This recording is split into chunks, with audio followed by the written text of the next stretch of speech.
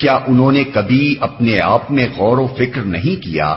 اللہ نے زمین اور آسمانوں کو اور ان ساری چیزوں کو جو ان کے درمیان ہیں برحق اور ایک مقرر مدت ہی کے لیے پیدا کیا ہے، مگر بہت سے لوگ اپنے رب کی ملاقات کے منکر ہیں۔ کبھی اپنے آپ میں غور و فکر نہیں کیا؟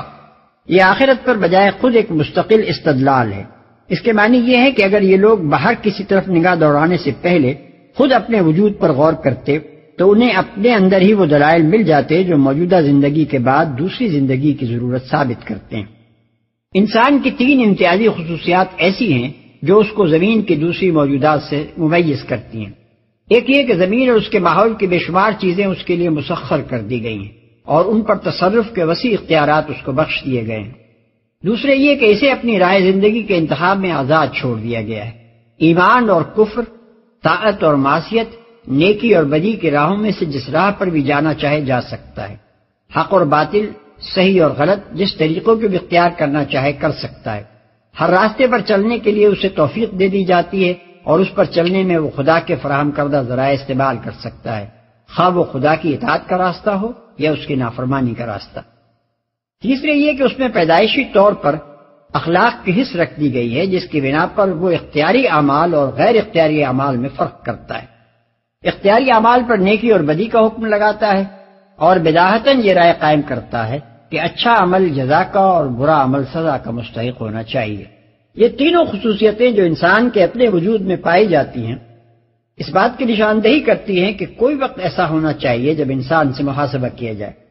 جب اس سے پوچھا جائے کہ جو کچھ دنیا میں اس کو دیا گیا تھا اس پر تصرف کے اختیارات کو اس نے کس طرح استعمال کیا، جب یہ دیکھا جائے کہ اس نے اپنی آزادی انتخاب کو استعمال کر کے صحیح راستہ اختیار کیا یا غلط، جب اس کے اختیاری اعمال کی جانچ کی جائے اور نیک عمل پر جزا اور برے عمل پر سزا دی جائے۔ یہ وقت لامحالہ انسان کا کارنامہ زندگی ختم اور اس کا دفتر عمل بند ہونے کے بعد ہی آ سکتا ہے، نہ کہ اس سے پہلے، اور یہ وقت لازماً اسی وقت آنا چاہیے جبکہ ایک فرد یا ایک قوم کا نہیں بلکہ تمام انسانوں کا دفتر عمل بند ہو، کیونکہ ایک فرد یا ایک قوم کے مر جانے پر ان اثرات کا سلسلہ ختم نہیں ہو جاتا جو اس نے اپنے اعمال کی بدولت دنیا میں چھوڑے ہیں۔ اس کے چھوڑے ہوئے اچھے یا برے اثرات بھی تو اس کے حساب میں شمار ہونے چاہیے۔ یہ اثرات جب تک مکمل طور پر ظاہر نہ ہو لیں انصاف کے مطابق پورا محاسبہ کرنا اور پوری جزا یا سزا دینا کیسے ممکن ہے؟ اس طرح انسان کا اپنا وجود اس بات کی شہادت دیتا ہے اور زمین میں انسان کو جو حیثیت حاصل ہے وہ آپ سے آپ اس امر کا تقاضا کرتی ہے کہ دنیا کی موجودہ زندگی کے بعد ایک دوسری زندگی ایسی ہو جس میں عدالت قائم ہو، انصاف کے ساتھ انسان کے کارنامہ زندگی کا محاسبہ کیا جائے اور ہر شخص کو اس کے کام کے لحاظ سے جزا دی جائے۔ ایک مقرر مدت ہی کے لیے پیدا کیا ہے۔ اس فقرے میں آخرت کی 2 مزید دلیلیں دی گئی ہیں۔ اس میں بتایا گیا ہے کہ اگر انسان اپنے وجود سے باہر کے نظام کائنات کو بنظر غور دیکھے تو اسے 2 حقیقتیں نمایاں نظر آئیں گی۔ ایک یہ کہ یہ کائنات برحق بنائی گئی ہے، یہ کسی بچے کا کھیل نہیں ہے کہ محض دل بہلانے کے لیے اس نے ایک بے ڈھنگا سا گھروندا بنا لیا ہو جس کی تعمیر اور تخریب دونوں ہی بے معنی ہوں،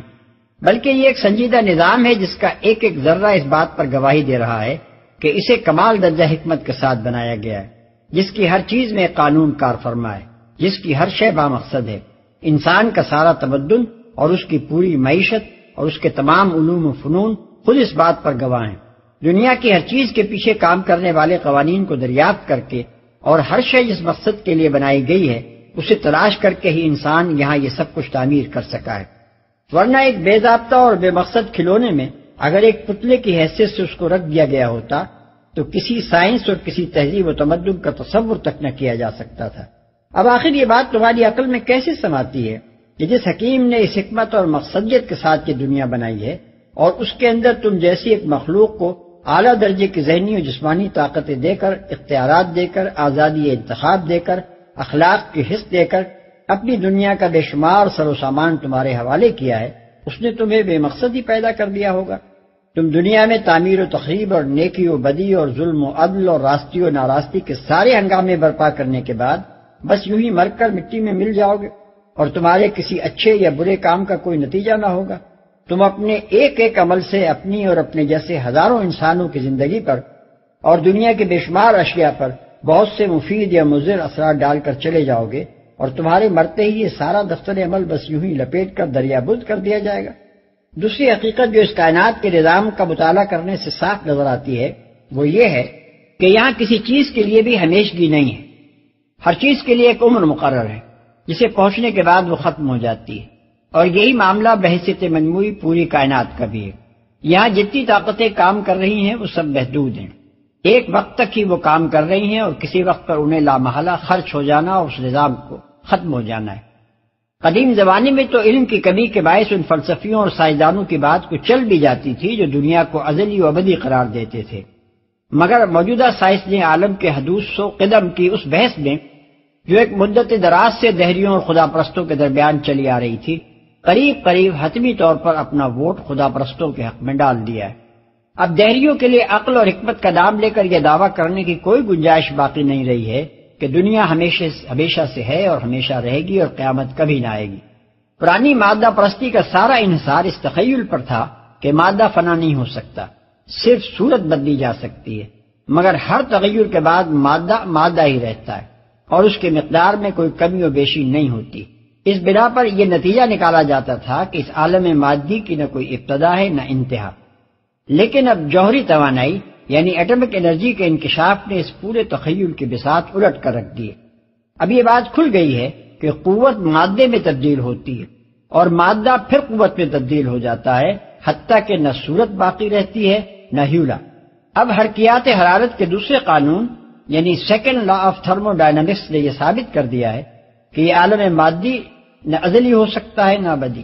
اس کو لازماً ایک وقت شروع اور ایک وقت ختم ہونا ہی چاہیے۔ اس لیے سائنس کی بنیاد پر اب قیامت کا انکار ممکن نہیں رہا ہے، اور ظاہر بات ہے کہ جب سائنس ہتھیار ڈال دے تو فلسفہ کن ٹانگوں پر اٹھ کر قیامت کا انکار کرے گا۔